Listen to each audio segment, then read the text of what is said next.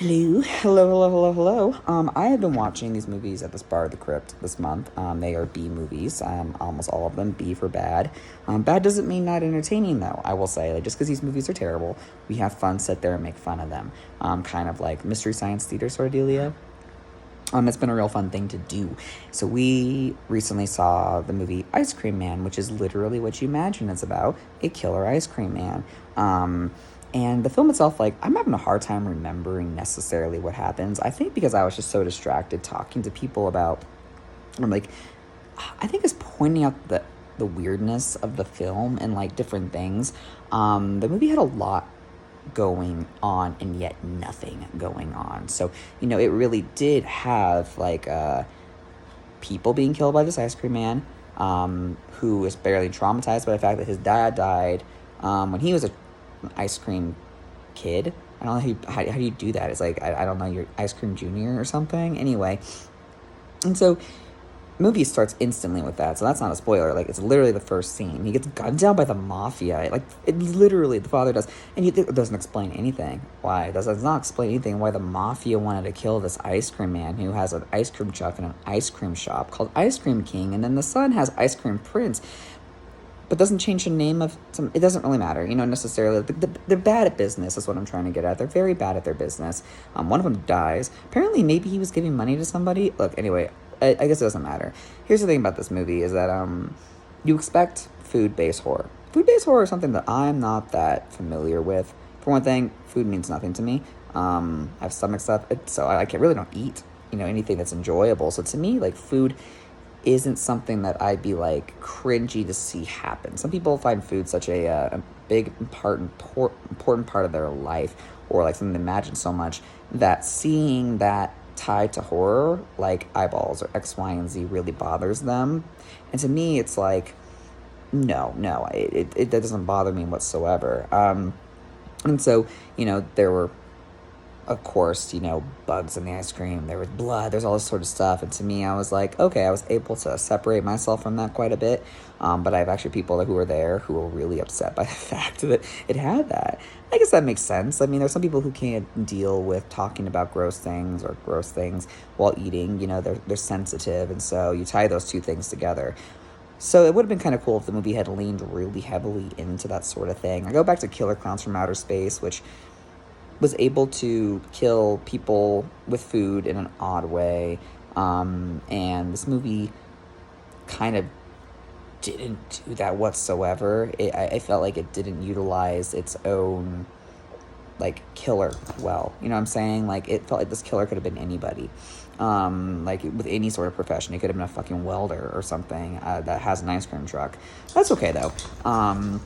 Again, I was just watching this movie Soulmates, and it really like focused and honed in really hard on a certain theme, and it's rare and it's hard. So I expected a movie about an ice cream man to be about it. I know I'm rambling on it. It doesn't matter.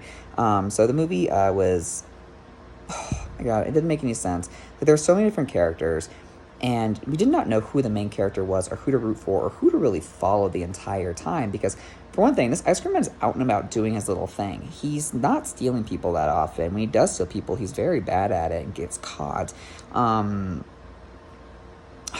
don't know how to really even, like, explain it further, besides the fact that it felt like it took until about 2/3 of the way through the film to figure out who we were supposed to be following, and it was these four friends who had virtually no role in the first amount of the movie. It's almost like the writers got to the end and they're like, fuck, we have to figure out a way to take this guy down.